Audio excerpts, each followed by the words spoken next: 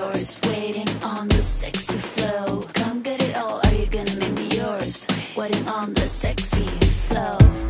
I'm trying not to think about. Zaara की एक झलक देखकर अपनी असली दुल्हन का अक्स इनके दिल के आईने में धुंधला गया। रुखसती की घड़ी आ गई, मैं दुल्हन बनी ताया के घर आ गई। इनके बहू के रूप में मैं पहुंचा दी गई। मैं तो बहुत मसरूर थी, मगर मुझे लगा कि वो खुश नहीं था, जबकि शादी से हफ्ता भर पहले तो वो चहकता फिरता था। मेरे दिल में तो इसकी तस्वीर ऐसी नक्श थी कि मैं मर कर भी ना मिटा सकती थी। समझती थी कि मेरे जीवन साथी के दिल में मेरी चाह के नकूश इतने ही गहरे होंगे। ये मेरी भूल थी। शादी के 1 माह बाद ही एहसास हो गया कि वो दिल से मेरा नहीं। फुप्पो के बेटे कमाल से मुराद की बहुत दोस्ती थी और ये दोस्ती अब भी बरकरार थी। वो पहले की तरह फुप्पो के घर जाते और कमाल से बातें करते। तब ही ज़ारा का भी इनसे मजाक चलता रहता, जिससे लगता ना था कि इससे मंगनी टूटी है और मेरी मुराद से शादी हो जाने का कल्क भी इसको ना था। इन दोनों ने कभी आपस में इजहार मोहब्बत नहीं किया था, तो कल कैसा? ये तो बस बुजुर्गों के फैसले थे। कभी वो रिश्ते जोड़ते और कभी तोड़ते थे। हमारे ख़ानदान में लड़कियों को ज़्यादा पढ़ाने का रवाज ना था। मुलाजमत तो दूर की बात थी, लेकिन फुप्पो की शादी जिस घराने में हुई थी वो निस्बतन तरक्की पसंद लोग थे। तब ही ज़ारा ने BA तक तालीम हासिल कर ली। जब मेरी और मुराद की शादी हुई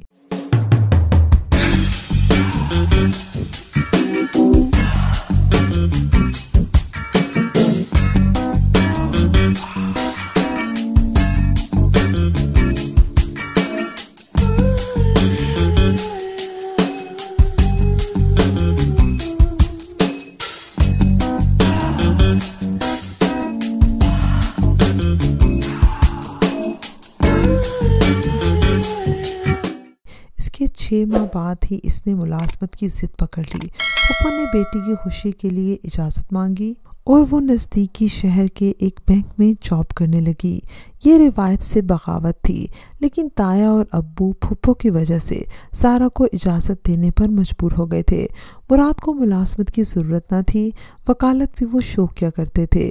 वो और ज़ारा एक ही वक्त में घर से शहर जाने को निकलते थे, लिहाजा कभी सवारी का मसला हो जाता तो वो ज़ारा को अपनी कार में बिठा लेते और इसको बैंक तक ड्रॉप कर देते। आपस के रिश्ते इतने गहरे थे कि इस बात पर किसी को कोई एतराज़ न था, और मुझे तो यूँ भी नहीं था कि अब से 5 बरस कबल इन्होंने ज़ारा को नापसंद करके खुद ही अपनी मंगनी तुड़वाई थी। इस घमंड में थी कि जिस लड़की को मेरे सरताज ने अस खुद रद्द किया था, वो भला मेरा क्या बिगाड़ सकती।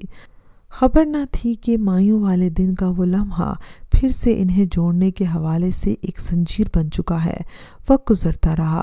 अब मेरा शौक व चंचल दूल्हा एक संजीदा और बुर्दबार वकील का रूप धार चुका था। वो मुझे बदले बदले से लगते तो मैं भी खुद को ये सोचकर तसल्ली दे लेती कि शादीशुदा है, वकालत के बावकार पेशे से मुंसलिक हो चुके हैं। शख्सियत में बदलाव तो आना ही था। इस बुनियाद पर शक व शुबे में पड़ने की कौन सी बात है।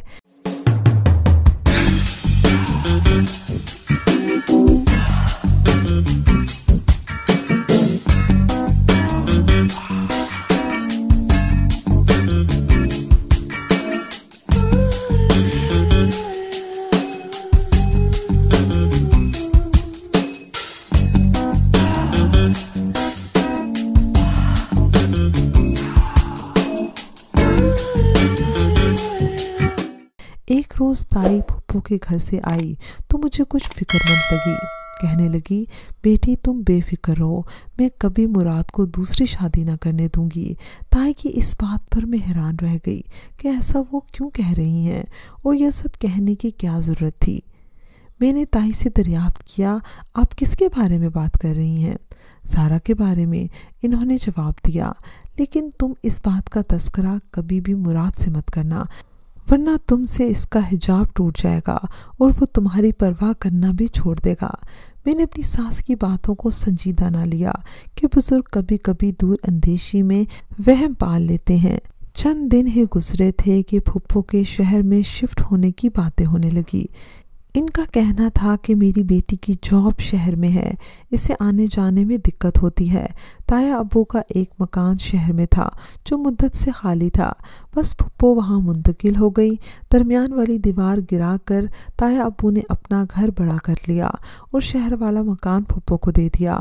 ہمارا گاؤں شہر سے صرف 30 کلومیٹر دور تھا، وہاں تک پہنچنے میں تقریباً آدھا گھنٹہ ہی لگتا تھا۔ جاب پر جانے کی ایسی کوئی مجبوری نہ تھی۔ پھپھو کے شہر میں جا بسنے کی کچھ اور ہی مقاصد تھے جن کو میں نہیں سمجھ سکی۔ میرا دل تو تسلی میں تھا کہ مراد مجھ سے محبت کرتے ہیں، بھلا کوئی دو چار